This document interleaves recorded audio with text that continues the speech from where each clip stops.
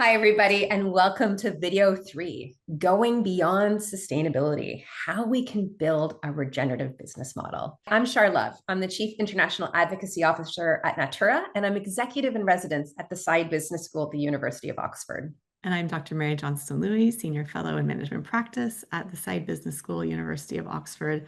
And together we've prepared this series of short online videos designed to provide you with an introduction to regenerative business. Welcome to video 3. Our focus in this video is really looking in depth at how to go beyond the status quo. This is a concept that we introduced in video 1 as core to regeneration. We're thinking about how we go beyond the status quo to explore ways to build a truly regenerative business model. Let's start with the question, what is a business model? Now, there are a lot of different definitions of business model out there. The one that I like the most actually breaks it down into 3 core elements. Element 1 is the value proposition. This is the offer and the target customer that you're choosing to sell your business or your products to. The second is the value creation and delivery. These are the activities, the resources, the partners, and the distribution channels for your product and service. The third element is the value capture. This is the cost structure and the revenue. But to be a regenerative business model, we actually need to add a little bit more to this definition. Mary, what are the things that we should add? Thanks so much. It's really a more sophisticated set of design principles. So fundamentally, a regenerative business model is one that also has the features that it creates positive impact for the systems on which it impacts and depends. So those natural and social systems, the people and planet. It also has a feature of a proactive management of a more comprehensive set of stakeholders and often stakeholder measurement and stakeholder metrics. How do we really understand what our impact is? And then the third feature is about time and temporality. It's about this idea that regeneration is a long-term endeavor. It happens in a sustained way over time. And so therefore, it requires a business model that can encompass a long-term perspective.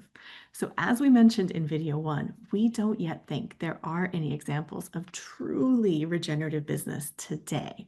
But we do see signs of businesses working with existing design principles and who are on this journey to experiment with ways that go beyond the current models and seek ways to create true and measurable positive impact. So Char, please walk us through a couple of these examples. Thanks, Mary. I think there are some really interesting examples we can look at of businesses that are on this regenerative journey. One of them is a business here in the UK called Elvis and Cressy, which takes waste materials like fire hose, leather, and other materials that would otherwise go to a landfill and uses these materials to create luxury accessories like handbags, notebooks, and a whole bunch of other things.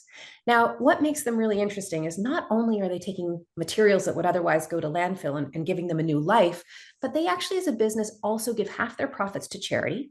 And the workshop that they use to make these products is actually in itself in a state-of-the-art net zero building. Now, Elvis and Cressy have recently taken another step on the regenerative journey. They recently bought a farm and now have been working to restore the soil at this farm to create the conditions to regeneratively grow grapes to make wine. Now, this really is an interesting journey when it comes to becoming a regenerative business, because Elvis and Cressy are not just building their own products and services, which of course they are and doing a really great job of it, but they also have an aim to transform their industry, the luxury industry. They want to really have people really think about what it means to be a luxury product.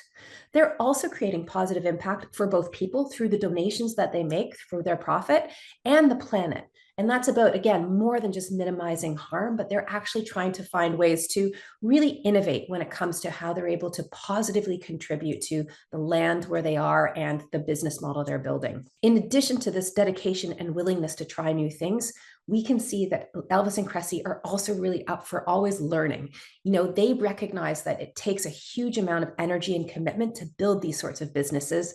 And they're also really open and up for finding ways to partner with others. So that's one example of a business that, again, is on a regenerative journey when it comes down to its business model. There's another business that I suspect many people know, which is also on a journey to become regenerative.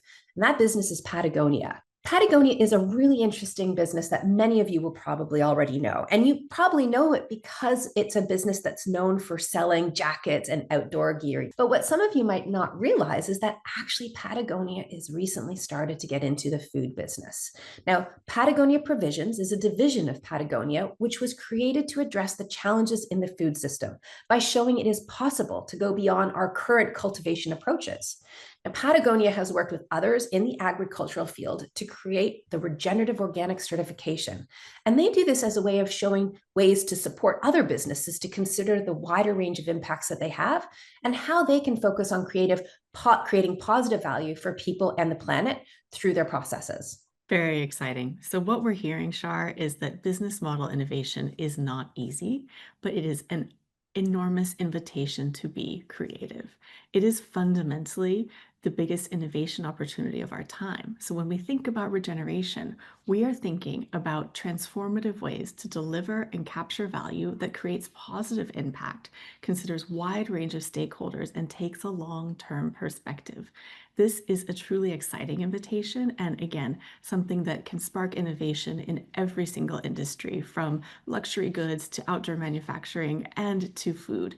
Every single industry is ripe for this, and if you're part of this work, then you're on the path to regeneration. Thanks so much.